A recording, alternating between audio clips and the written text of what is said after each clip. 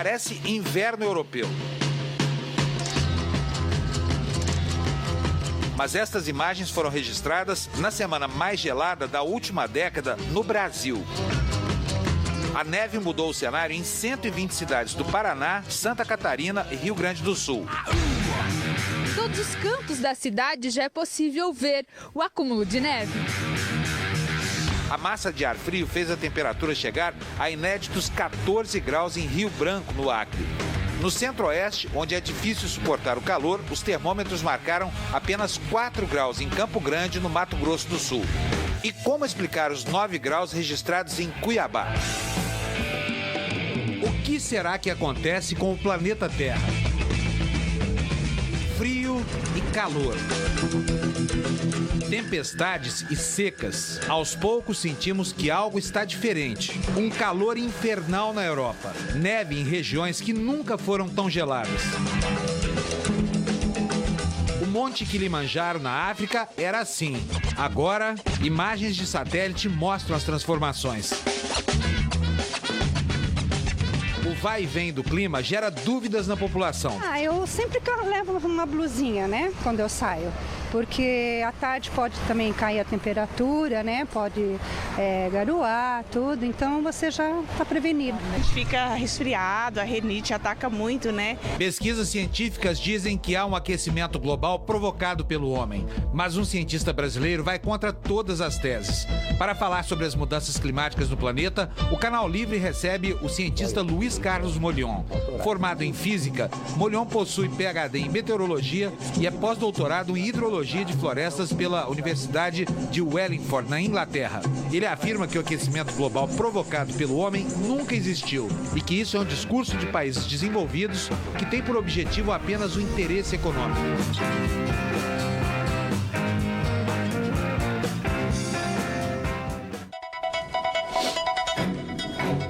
Boa noite para você. Para entrevistar o professor Luiz Carlos Molion, estão comigo aqui na bancada hoje os jornalistas Fernando Mitre e Tobias Ferraz, do canal Terra Viva. Professor, boa noite, uma vez mais.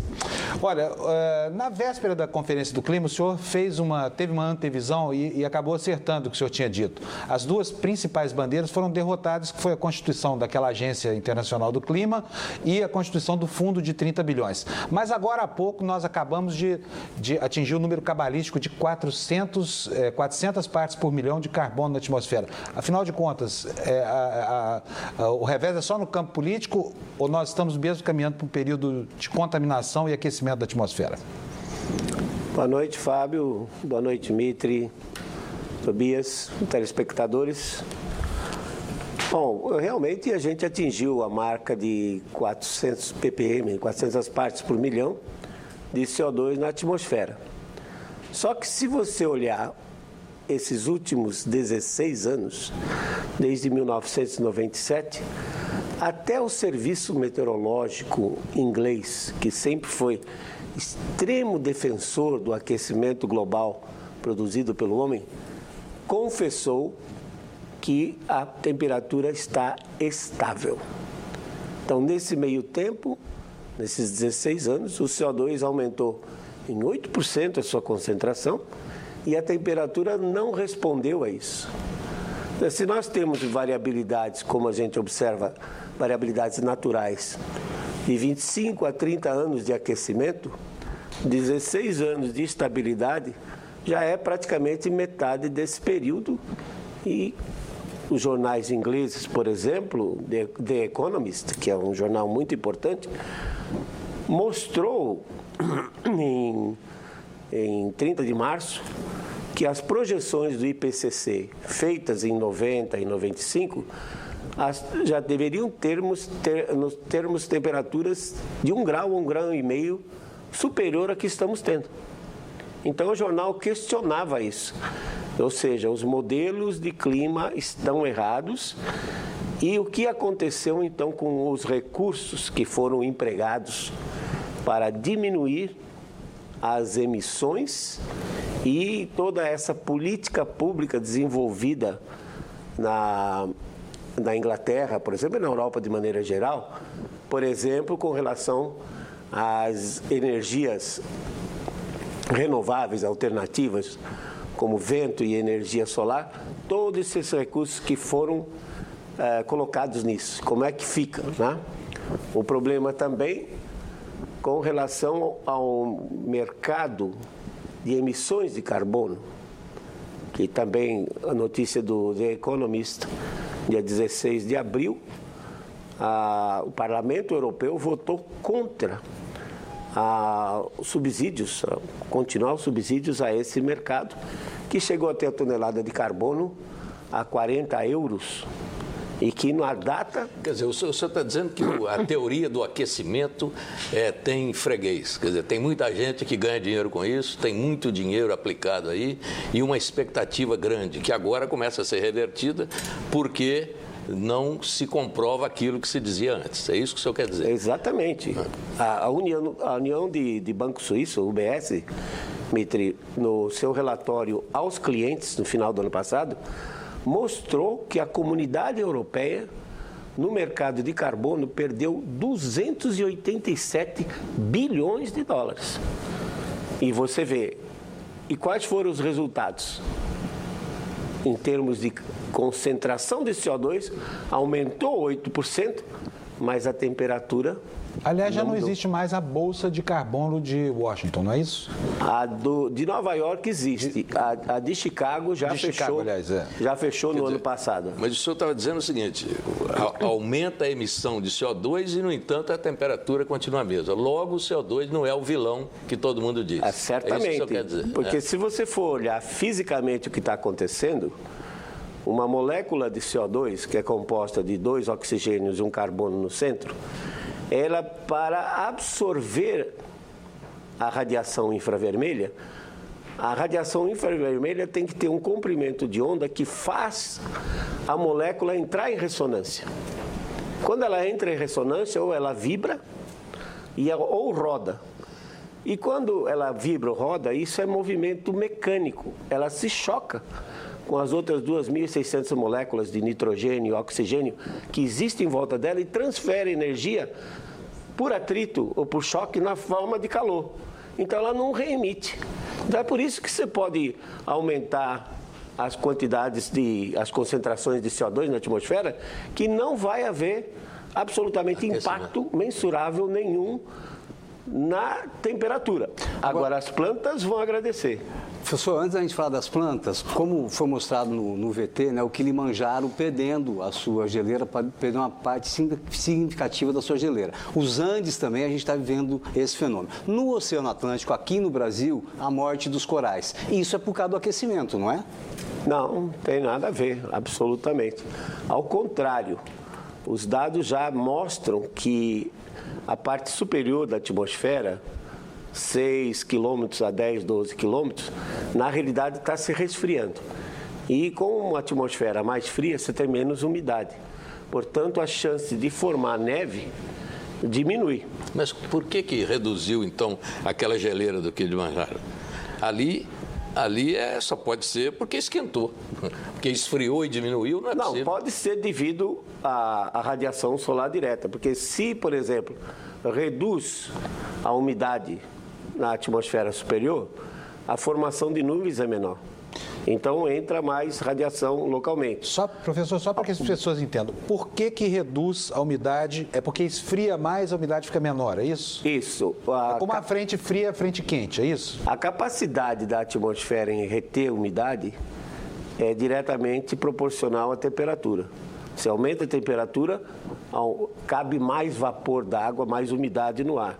Você diminui a temperatura, como o caso das regiões polares, por exemplo, então a quantidade absoluta de umidade é menor. Então toda aquela geleira do Kilimanjaro, ele foi desaparecendo porque estava resfriando? Isso... Existe uma outra hipótese também, que o desmatamento em volta também diminuiu o transporte de umidade para cima.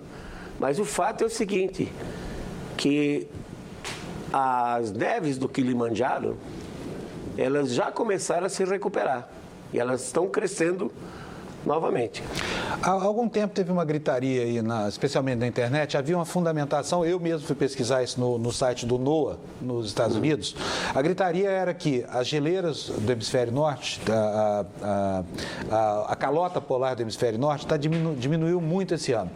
E, ao mesmo tempo, e esse dado não aparecia em lugar nenhum, o hemisfério sul do planeta tinha gelo como nunca. Existe um desequilíbrio entre o sul e o norte, quer dizer, o norte pode estar mais quente ao mesmo tempo que o sul está mais frio?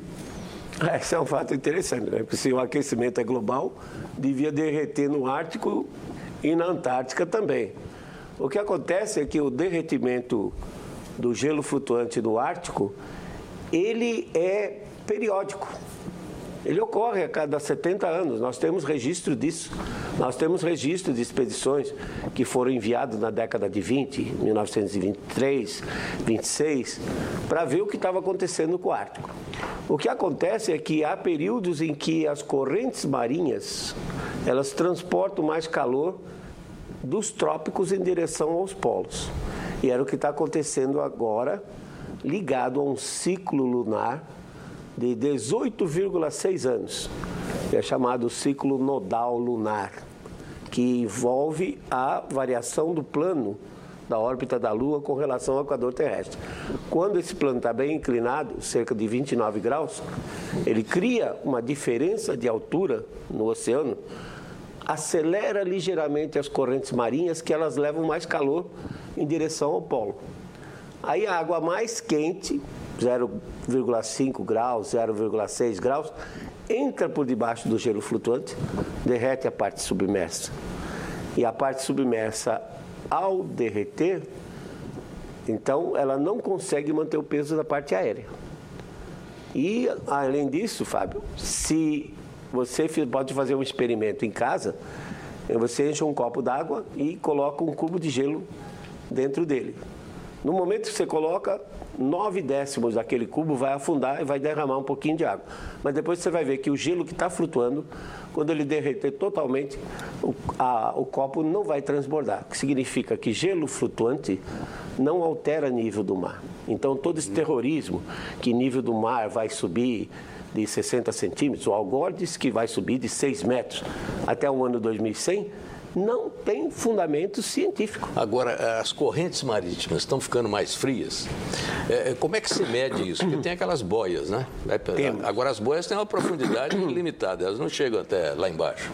Mas elas são suficientes, elas chegam a uma profundidade que passa, inclusive, da camada que troca calor com a atmosfera. Porque eles têm águas profundas a partir de 1.000 metros de profundidade que praticamente não se misturam, porque são águas salgadas e frias, portanto, são mais densas, mais pesadas. Então, tem uma camadinha de 150, 200 metros que normalmente troca mais calor com a atmosfera. Na década de 80, foram colocadas 70 boias fixas entre a América do Sul e a Indonésia e a Austrália, todo o Pacífico. Isso foi mais para medir fenômenos como o fenômeno El Niño, por exemplo. Mas a partir de 12, 13 anos atrás, entrou um sistema chamado Sistema Argo, ARGO, que são boias inteligentes. Elas são umas engenhocas que mergulham até 2.000 metros de profundidade. E aí é suficiente para ver a troca de calor? Sim. O calor armazenado no oceano se deslocam durante 10 dias com as correntes oceânicas, depois inflam as aletas e sobem, medindo temperatura e salinidade. Quando ela chega na superfície, ela transmite para o satélite. Professor, mas sabe quantas boias dessas nós temos? Cerca de 3.600 boias espalhadas por todos os oceanos do mundo. E o que essas boias estão dizendo? Elas estão nos dizendo que, contrariamente ao que os modelos de clima previam, que os oceanos iam se aquecer, as boias estão dizendo que nesses últimos 10 anos os oceanos estão se esfriando. Sim. E isso pode significar que são sinais de uma nova era glacial? Eu não diria uma nova era glacial. é possível que, na realidade, a gente já até esteja dentro dessa próxima era glacial. Por quê? É porque os intervalos são o quê? De 12 mil em 12 mil anos? Os períodos quentes, os chamados interglaciais. Que são os intervalos. Mas os períodos frios, eles duram da ordem de 100 mil anos. E os períodos entre uma outra e outra era glacial, chamado interglaciais, são 12 mil. Duram da ordem de 10 a 12 mil. Isso já está mais ou menos vencido. A última era glacial, segundo os geólogos, ela terminou há 15 mil anos atrás. Isso, então já está na hora da outra. Nós já estaríamos aí da ordem de 3 mil anos já dentro de uma nova era glacial. Mas vai demorar uns 100 mil anos para chegar a uma temperatura de 8 a 10 graus abaixo do que está hoje. Enquanto isso, a temperatura não vai caindo linearmente. Ela tem essas subidinhas, passa por períodos mais quentes, períodos mais frios. Mas, professor, quando o senhor fala que o planeta não está em fase de aquecimento, mas de resfriamento, a impressão que se tem é assim, é quase um alívio. Então não tem problema. Eu acho que é o contrário, o resfriamento pode ser pior do que o aquecimento para a vida do planeta. Eu concordo com você, Mitri. A história está cheia de exemplos que as civilizações humanas se desenvolveram com um planeta mais quente do que está hoje. O frio é ruim, porque ele diminui os totais de chuva, diminui os dias com chuva. Nos invernos temos invernos mais rigorosos, com frequência de geadas severas maior, o que leva a frustrações de safra e diminuição, então, da produção. Então, isso é muito ruim para a humanidade. Professor, pegando carona aí nessa diminuição de safra que o senhor falou, o caso do café, né? O café no estado de São Paulo, na minha opinião, é um exemplo emblemático. Então, durante a florada, se o café pegar uma tarde aí com temperatura, a flor do café pegar uma tarde com temperatura 2, 3 horas de 33 graus, aborta a florada, aí não vem o chumbinho, não vem o fruto. E isso aconteceu, ouvi depoimentos de produtores da Alta Paulista, e por isso o café migrou para a região da Mogiana, a região de Franca, no estado de São Paulo. Isso não é concreto? Isso não é um dado concreto? Esse aborto de florada? Não, claro, pode acontecer, mas os eventos quentes, eles são menos frequentes, na realidade, do que os eventos frios. Por outro lado, você pode pensar também, aliás, você sabe disso, porque o seu pessoal, sua família passou por isso. Quer dizer, o café no oeste do Paraná, né, que era cultivado desde os anos 20, simplesmente desapareceu por conta do quê? Da geada. Das geadas, né? Porque passamos por um período frio entre 1946 e 76, Mitri. E nesse período a frequência de geadas severas foi maior. Então, se o cafeiro precisa de uns 4 anos para entrar em regime de produção e, em média, a cada 3 anos você tem uma geada, o produtor tem que arrancar aquele pé que morreu, botar um novo e a produtividade baixa. Você vê que no Paraná, que tem solos ótimos, os melhores do Brasil, a produtividade naquela época era 400 quilos por hectare, enquanto em Roraima, Rondônia, que tem solos pobres, é 1.200. Professor, por que a gente não chega, então, num consenso, né? Se gastou tanto dinheiro, tanta saliva para fazer o nosso programa, a nossa política pública de agricultura de baixa emissão de carbono, estamos com isso no Plano Safra já há 3 anos, e por que os cientistas não chegam no consenso, então, de que está existindo o resfriamento? Por que os organismos internacionais sustentam a questão do aquecimento? Tobias, não existe consenso em ciência, né? Se houver consenso, o consenso é em política. A ciência, ela evolui exatamente pelas contradições. Eu tenho uma ideia, o indivíduo tem uma outra, então a gente vai tentar. Mas dentro dos organismos internacionais não prevalece, a maioria não é de que está havendo aquecimento? Eles não falam. Eu vou traduzir para a senhora a pergunta. Essa hegemonia está mentindo para o mundo? Está mentindo para o mundo. É isso? Está mentindo para o mundo, essa hegemonia que é mantida especialmente por organismos como a ONU, por exemplo, o Programa das Nações Unidas para o Meio Ambiente, a Organização Meteorológica Mundial, não está dizendo para o público que existem ciclos de 25, 30 anos de resfriamento, de aquecimento, e que esse aquecimento que ocorreu entre 1976 e 98 foi resultado de uma frequência maior de El Niños que ocorreram no Pacífico. O telespectador deve saber que El Niño é um evento oceânico no Pacífico tropical, em que as temperaturas do Oceano Pacífico ficam mais altas em alguns locais, em média 5 a 6 graus. Então, quando ocorre um El Niño, ele joga muito calor na atmosfera e aquece o globo. Mas, professor, se então, eu pegar nos últimos 100 anos, aqueceu. A temperatura subiu nos últimos 100 anos. Claro, Mitri, porque nós saímos de um período que foi chamada Pequena Era Glacial, que é aproximadamente de 1350 depois de Cristo, e na minha opinião até o início do século XX, 1915, 1917, as temperaturas estiveram mais baixas. Aí, então vamos analisar esse período. Veja o que aconteceu. Entendi. Então é o ciclo, aí veio outro ciclo. Frustração de safra, esse período mais longo pode estar ligado, por exemplo, à atividade solar.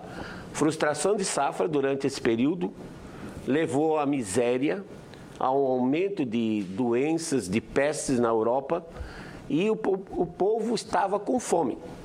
Então surgiram grandes distúrbios sociais, dos quais o maior exemplo é a Revolução Francesa de 1789, que tirou a monarquia do poder. E que depois, essa revolução incitou, então, todas as outras. Você vê que todos os países da América do Sul se libertaram depois disso. No início dos anos do século XIX, 1800 alguma coisa, o Brasil é de 1822. Ora, se a gente estava num período frio, começou a subir, é claro que nos últimos 100 anos a temperatura subiu. Coincidiu com o período da Revolução Industrial em que houve esse aumento da emissão de carbono e a contaminação da atmosfera. Bom, eu não vou dizer que contaminação, por um lado, o CO2 ele não é poluente, ele não é um gás tóxico, não é um gás venenoso. Ao contrário, o CO2 é o gás da vida. Você imagina que a gente retire todo o CO2 da atmosfera, por exemplo, através de algum sistema. Acaba o quê? As plantas. E se acaba as plantas, nós vamos acabar. Professor, a propósito disso, se não me engano, a Exalc lá em Piracicaba fez uma experiência muito interessante e cultivou as mesmas espécies de planta numa atmosfera controlada com uma concentração maior de CO2 e outra com uma concentração menor. E constatou que algumas plantas são mais produtivas sob a concentração maior de CO2, mas que isso também pode reduzir a produção de alimentos por causa da produção maior de fibras. O senhor falou no começo do programa, as plantas agradecem esse aumento do CO2 na atmosfera. Necessariamente tem que ser assim ou isso pode implicar dificuldade para obter alimentos no futuro? Não, eu diria que são, não vou citar apenas esse exemplo da Exalc, mas são centenas de ensaios agronômicos que foram feitos não só no Brasil, mas no mundo todo, que mostram que quando você dobra, triplica a concentração de CO2 na atmosfera, que a produtividade das plantas aumenta de 30% a 50%.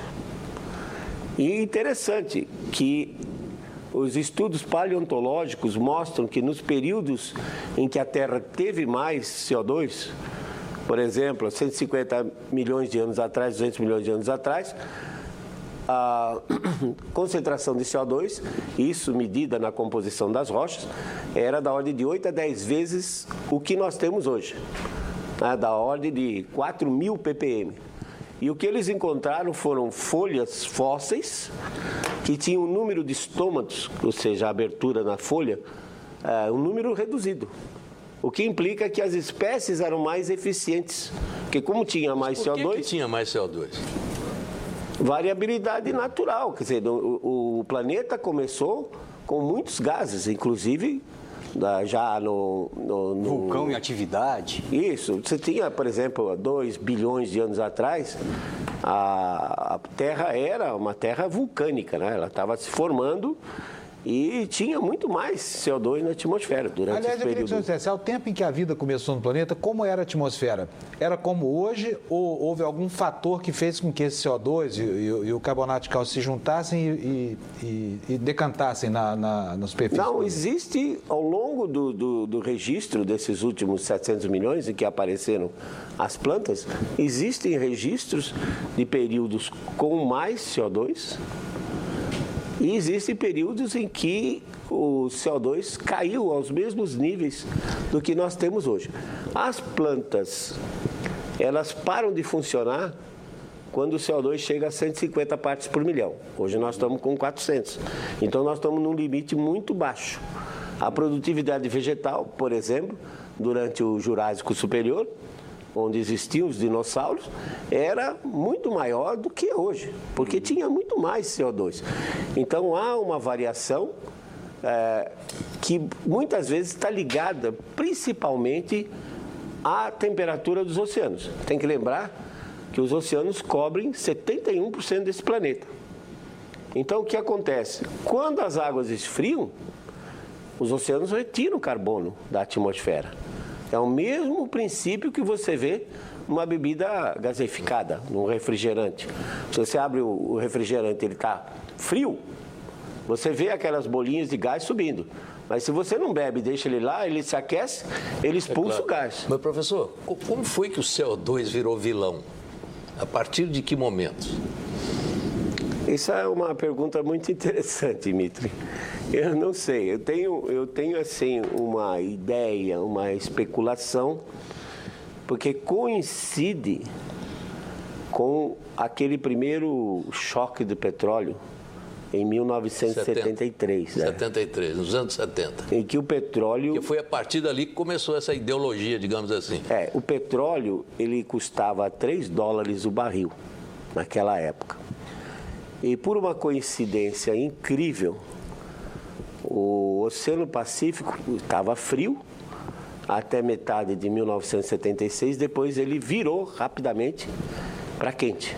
Aí a temperatura global começou a subir, porque com o Oceano Pacífico, que ocupa 1/3 da superfície terrestre mais quente, ele vai colocar mais calor. Não me pergunte por que ele ficou quente, porque ninguém sabe. Nós não sabemos ainda qual é a causa dessa mudança, mas o que nós sabemos é o efeito. Quando o Pacífico fica quente, a atmosfera é aquecida por baixo, recebe mais calor e o clima global aumenta. Então aproveitaram esse gancho desse aquecimento natural, que foi resultante então de uma série de El Niños muito fortes que ocorreram durante 22 anos e jogou muito calor na atmosfera. O El Niño de 97 e 98, por exemplo, fez com que a temperatura do hemisfério norte ficasse 0,5 graus acima da média.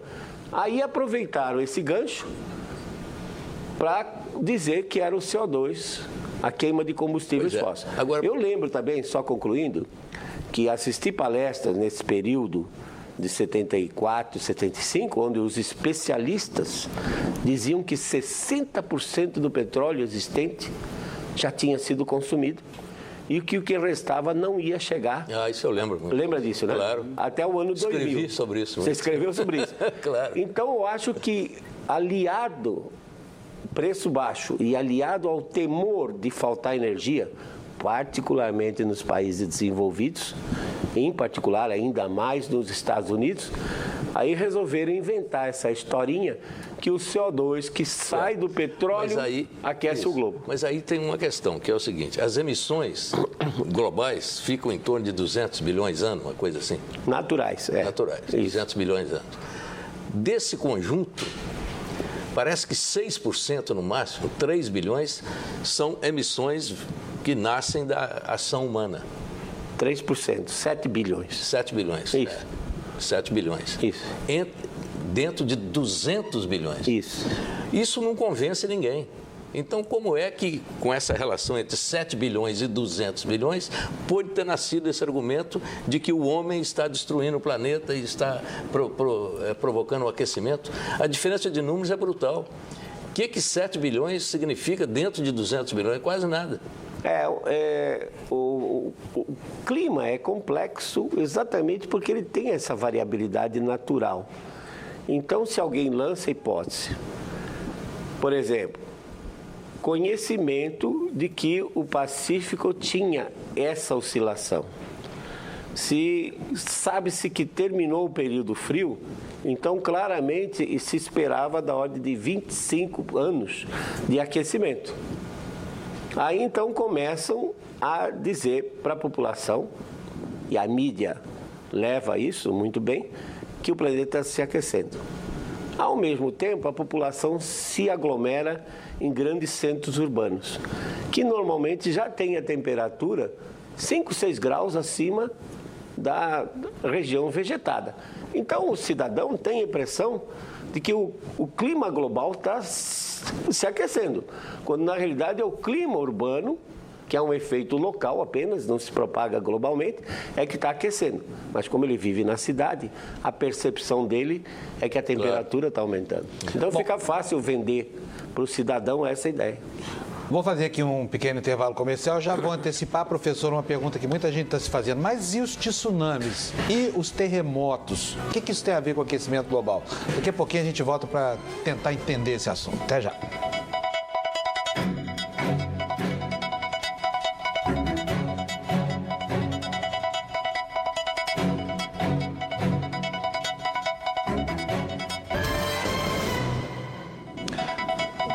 O Canal Livre desta noite recebe o climatologista Luiz Carlos Molhon. Professor, eu prometi aqui uma pergunta para o senhor. Tem muita gente que acredita, por exemplo, que aquele tsunami que abateu Fukushima no Japão, aquilo é uma demonstração de que o clima na Terra está louco. Eu queria saber do senhor qual é a relação que existe entre aquecimento global, tsunami, terremoto e atividade vulcânica.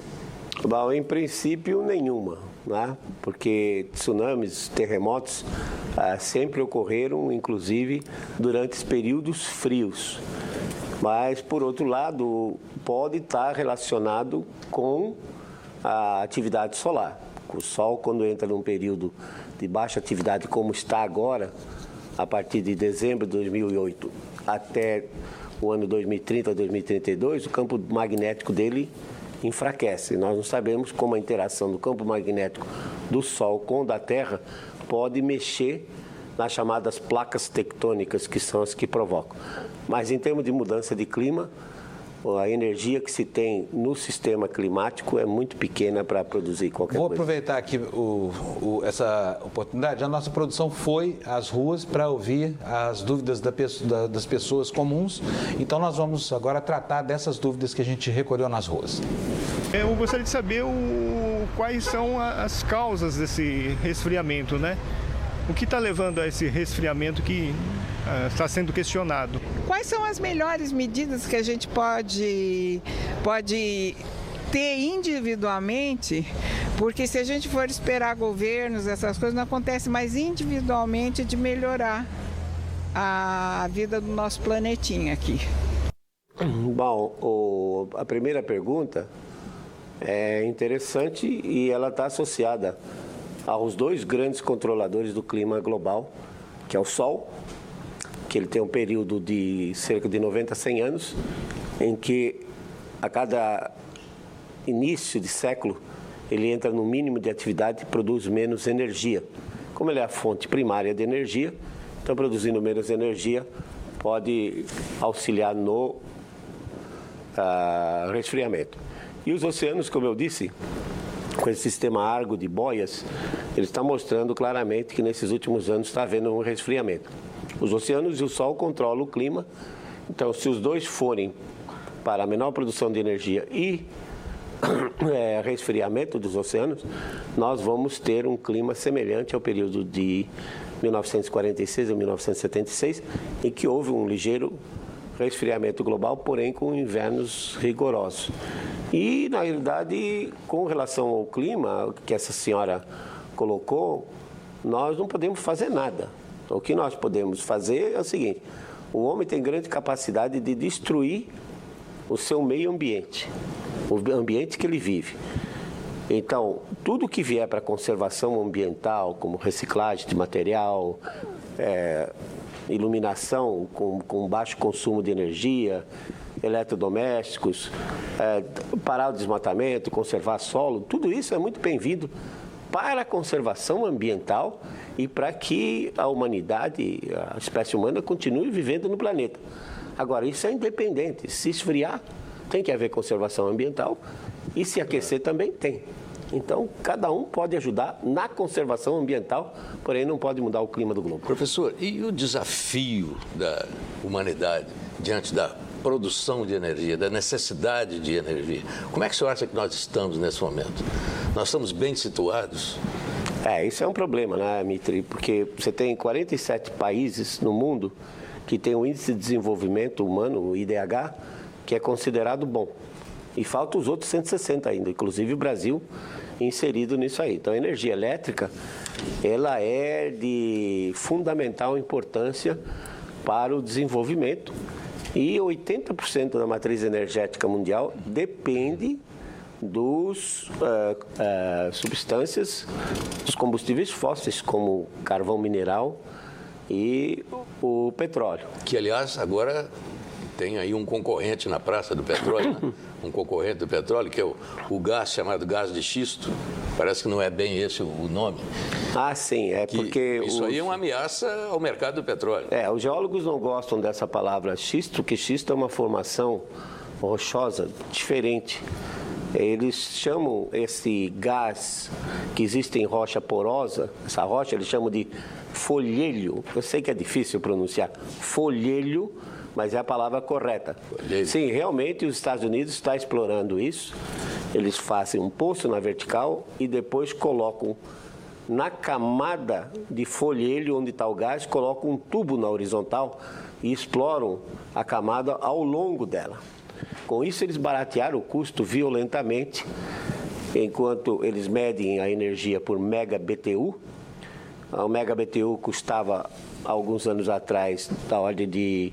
2, 3 anos atrás, da ordem de 12, 13 dólares, e agora caiu para 2, 3 dólares. Então, daí a ameaça ao mercado do petróleo. É um paradoxo, porque agora estão transformando todas as termoelétricas queimando gás.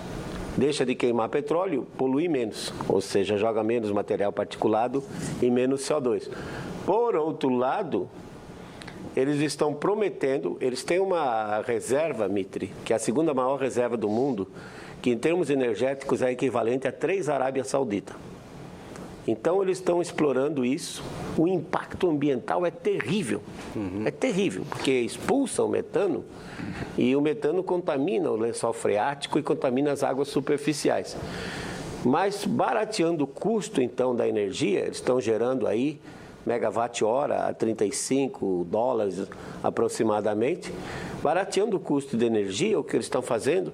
Eles estão trazendo aquelas companhias que são eletrointensivas, como companhias de plástico, borracha, etc., estão trazendo de volta. E eles prometem que, a partir de 2017, eles vão exportar. Então, se eles deixam de ter a dependência na importação, né?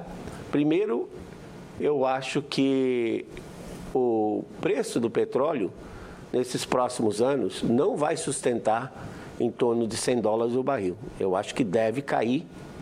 E dependendo de quando cair, se ele cair para 60 dólares, por exemplo, aí o pré-sal já se torna insustentável, se torna inviável economicamente. Tobias. O professor Molhon, pegando esse raciocínio do senhor, né, com a exploração do folheiro nos Estados Unidos, tem o pré-sal aqui no Brasil, o enfraquecimento da nossa política pública para o etanol, será que a nossa política de biocombustíveis está fadada também a enfraquecer mais ainda? Nós estamos às vésperas do etanol de segunda geração, né? O etanol feito a partir de fibra, não só de sacarose.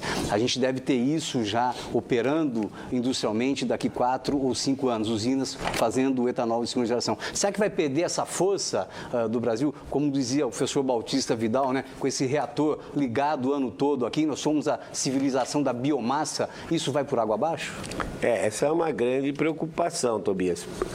Certamente o barateamento da energia elétrica utilizando o gás de folhelho, ele vai pôr em xeque essas tecnologias de energias renováveis.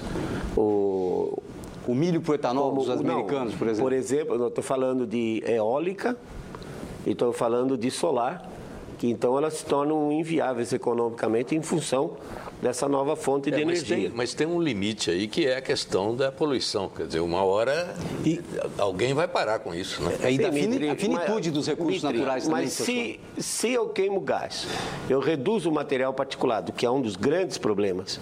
Esse material particulado muito fininho, 10 microns, 20 microns, a pessoa inala e entope os pulmões. Se eu reduzo isso e se eu demonstro ao longo do tempo, desses últimos 16 anos, que o CO2, que é liberado pela queima do gás, não tem impacto nenhum na agricultura, então não há problema que se preocupar com relação a isso. Agora, as renováveis, né, essas vão ter problema. Agora, o problema da biomassa, Tobias, é realmente uma incógnita nesse país. Quer dizer, como é que o país que tem mais biomassa no mundo não aproveita isso, né?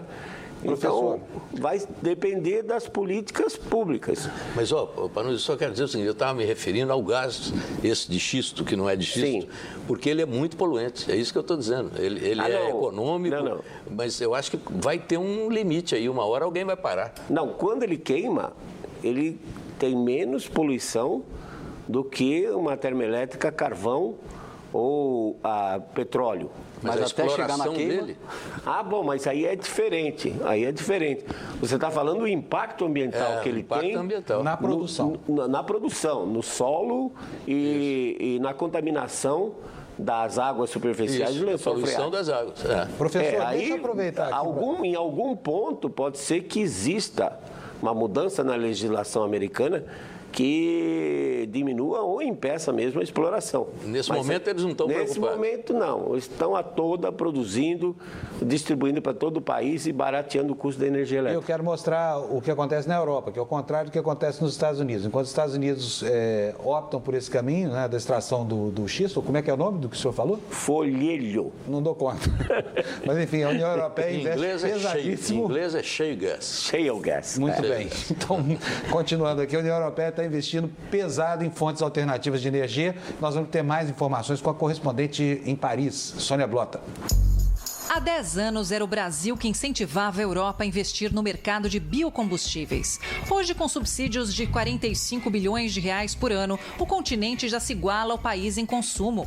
Mas nos próximos 2 anos, a Europa deve superar o Brasil como um dos principais mercados para as fontes alternativas de energia no mundo. O setor tem proporcionado um crescimento mais dinâmico para a agricultura, para que a meta seja atingida, apesar das críticas dos ambientalistas. Este ano, a Comissão Europeia anunciou um pacote de medidas para assegurar a criação de estações de serviço para combustíveis alternativos em toda a Europa, com normas comuns de concessão e utilização. Sônia Blota, de Paris, para o Canal Livre.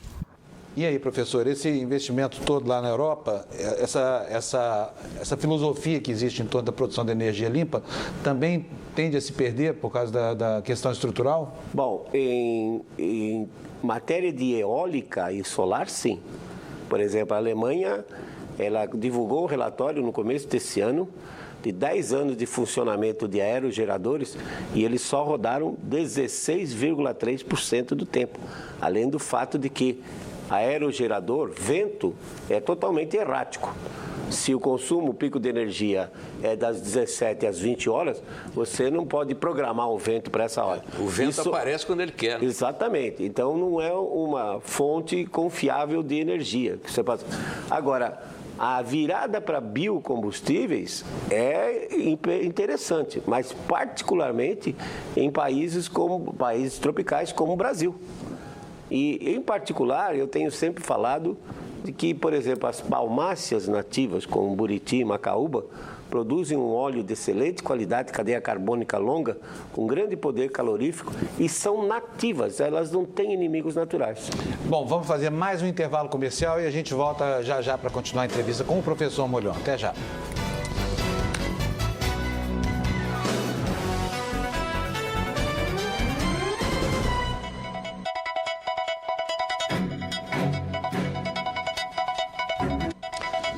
Estamos de volta com o Canal Livre, que esta noite recebe o professor Luiz Carlos Molhon. Professor, o senhor disse que essa hegemonia aquecimentista que o senhor chama está mentindo para o mundo. Eu quero saber do senhor, então, na sua opinião, quem é que está ganhando com isso e o que é que está ganhando? Existem muitos setores, né, que estão aproveitando essa onda verde e faturando em cima disso. E certamente o pessoal que está investindo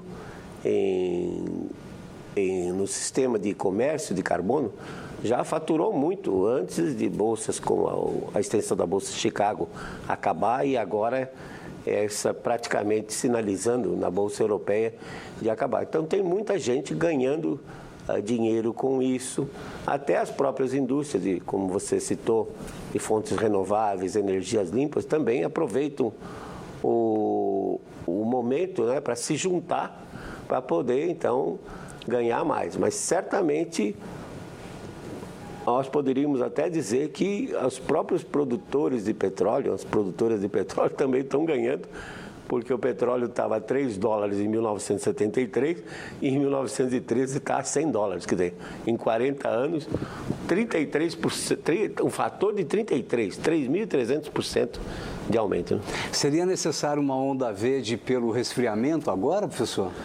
Eu não sei, eu acho que nada como um dia atrás do outro. Se nós já passamos 16 anos em que mostra que a temperatura está estável e o CO2 está aumentando, então aos poucos vão começar a se convencer.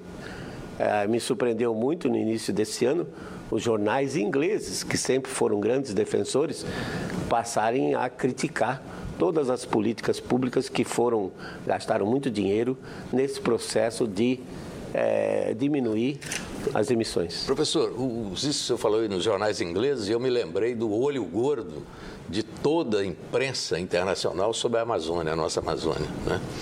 Eu queria saber o seguinte: primeiro, qual é a importância real da Amazônia em relação ao planeta, que ela é tão pequena, perto do planeta, que função de fato ela tem? E segundo, qual é o perigo de erosões na terra da Amazônia? Porque desmatar a Amazônia significa tirar aquelas árvores que retêm muito da água da chuva. Se abrir aquilo ali e a chuva cair direto no terreno, não pode provocar uma erosão assim gravíssima? Certamente, Mitri. Acho que o maior problema do desmatamento é a degradação ambiental, particularmente a erosão do solo. Há anos atrás, em 85, 87, nós fizemos um experimento que mostrou que perdia, com o aumento da intensidade da chuva chegando ao solo, mostrou que 10% da chuva era retida pelos galhos, etc., e voltava para a atmosfera. E a chuva que chegava a mais, o impacto dela, então, promovia uma perda de cerca de 300 toneladas de solo por hectare por ano. Isso é real, né? E isso aí, então, essas partículas de solo vão para os rios, muda a qualidade da água, da vida aquática e dos animais que dependem disso. Com relação ao clima global, a gente não sabe exatamente. Eu mesmo achava que a Amazônia era uma importante fonte de calor, hoje já mudei de ideia, mas o que nós sabemos é que aquela floresta sequestra carbono, ou seja, a floresta vai, ao se renovar, ela retira gás carbônico do ar via fotossíntese. Professor, mas então o senhor mudou de ideia? Mudei de ideia com relação ao papel da Amazônia como fonte de energia para manter o clima atual. Mas com relação ao carbono, não. A floresta sequestra carbono mesmo. Professor, bom, o nosso tempo terminou, o senhor tem então 1 minuto para as suas considerações finais. Bom, os dados estão aí, né? E como se diz, contra dados não existe argumentos. O CO2 está aumentando e a temperatura tem se mantido estável. Isso mostra, inclusive olhando períodos passados, que o CO2 não é o grande controlador do clima. Como o Sol está entrando agora num período, um mínimo desse ciclo de 100 anos, e esse período vai durar até o ano 2030, 2032, e os oceanos, particularmente o Oceano Pacífico, estão se esfriando os oceanos, então a tendência do clima para os próximos 20 anos, na minha opinião, é de um resfriamento global com invernos mais rigorosos. Um clima semelhante ao período de 1946, 1976, que foi muito ruim para a economia brasileira, para a agricultura brasileira, mas que naquela época a população era pequena e a economia não era globalizada. Voltando a um clima semelhante a 46 a 76, hoje nós vamos ter muito mais problemas sociais e econômicos. Bem, o Canal Livre de hoje fica por aqui. Nós agradecemos a presença do professor Luiz Carlos Molion e dos jornalistas Fernando Mitre e Tobias Ferraz. Tenha uma ótima semana, a gente se vê domingo que vem. Até lá, uma boa noite para você.